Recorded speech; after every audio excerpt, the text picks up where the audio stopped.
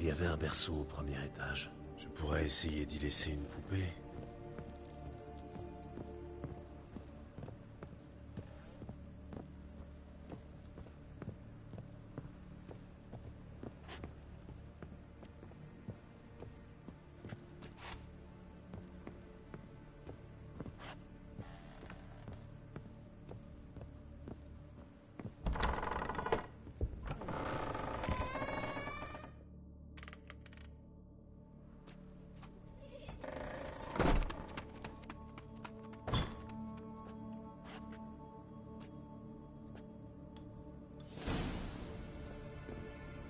Un nouveau chef-d'œuvre.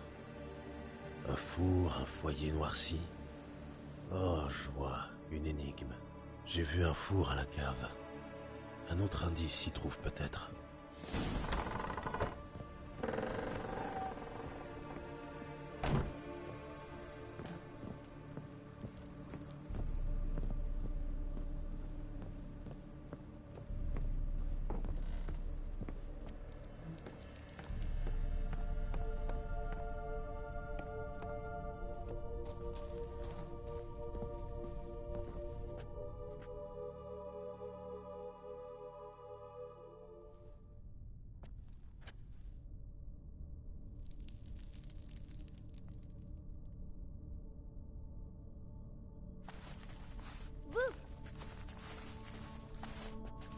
Je t'ai fait peur? Je t'ai fait peur, pas vrai? J'en suis sûre. Un grand costaud effrayé par la pauvre petite Sarah. Ça, c'est amusant. À ta place, Sarah, je ne recommencerai pas. Quelqu'un de très effrayé pourrait te faire du mal. Pourquoi on me ferait du mal? On n'a plus le droit de rigoler? À quoi joues-tu? La dame s'est endormie et je lui ai envoyé de méchants cauchemars. Je l'empêche de se réveiller aussi. C'est drôle, tu trouves pas? Très drôle, oui. L'ennui, c'est que je dois parler à la rêveuse. Alors laisse-la se réveiller. La petite Sarah n'a pas envie qu'elle se réveille. La petite Sarah veut jouer.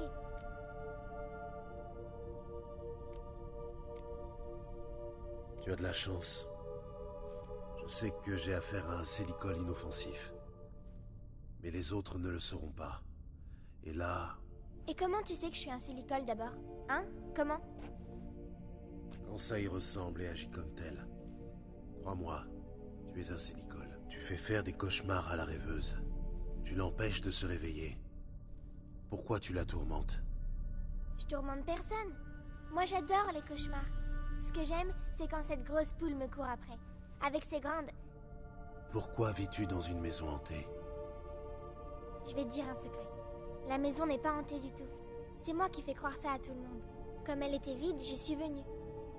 Et puis machin, le banquier l'a acheté. J'aime pas les banquiers. Surtout pour vivre avec. Alors j'ai décidé de lui flanquer la frousse. Le banquier a eu drôlement peur.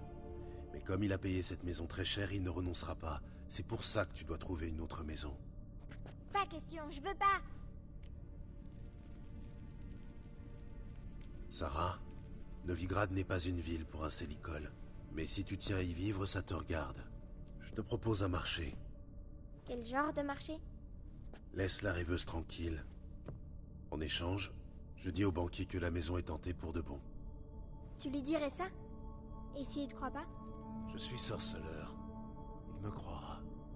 Chic, chic et chic! Fais-le et je promets de ne plus embêter ton ami. Même pas un petit peu. T'es vraiment chouette, tu sais. Je n'entends pas ça souvent. Merci. Maintenant, va réveiller l'endormie. Je ne ferai rien contre. Elle se lèvera.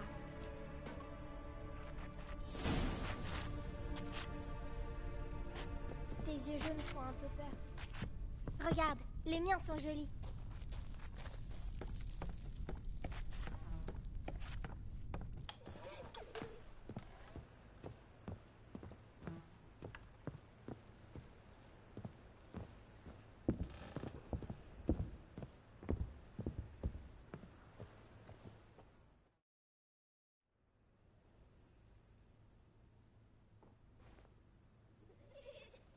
Qui êtes-vous? C'est Triss Merigold qui m'envoie. Dieu. Quel cauchemar atroce. J'étais censée rêver l'histoire de cette maison. Au lieu de quoi, j'ai vu des meubles affamés qui essayaient de me manger. Je sais que ça paraît idiot, mais dans le rêve, c'était tellement réel et pas drôle du tout. C'était l'œuvre d'un Célicol qui faisait croire aux gens que la maison était hantée, et qui a insinué ses blagues dans vos rêves. Et vous avez réussi à me réveiller? C'est mon jour de chance. On se débrouille, nous autres sorceleurs. Merci. Merci beaucoup. Ces rêves étaient atroces. Pourrais-je un jour vous rendre l'appareil? Cela se pourrait bien. Je cherche une jeune femme qui a été vue à Novigrad. Je verrai ce que je peux faire. Mais je dois d'abord m'éclaircir les idées. Ces rêves démons m'ont embrouillé la tête. Retrouvez-moi à l'Esturgeon Doré. J'ai une chambre là-bas. Entendu. À plus tard.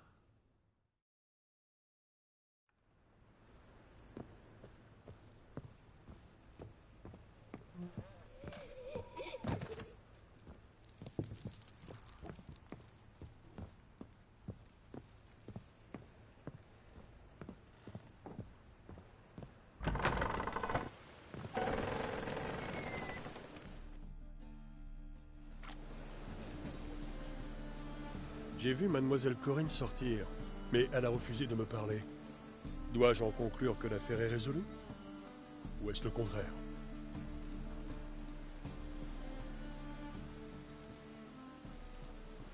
Le bilan est mitigé. Un démon s'était emparé de Corinne. J'ai réussi à la libérer, mais la maison demeure hantée. Corinne a-t-elle rêvé du passé de la maison? Oui. Effroyable, a priori. Bien qu'elle ait refusé d'en parler. Personne ne doit emménager ici. Une fortune envolée. Enfin, je ne suis pas sur la paille pour autant. La deuxième épée...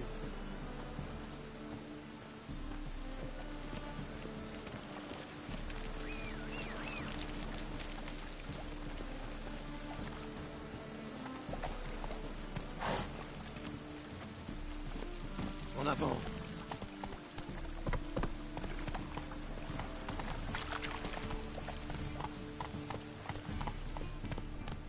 Hé, mon mignon, je dois faire quoi pour avoir... Malédiction. Ah, pas de chance.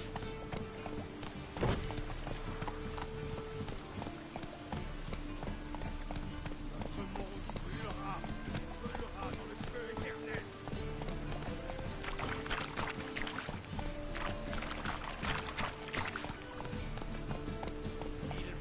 Oh là!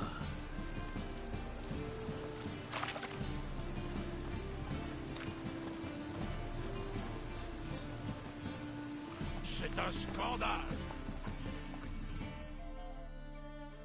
Bienvenue, bienvenue. Que vendez-vous?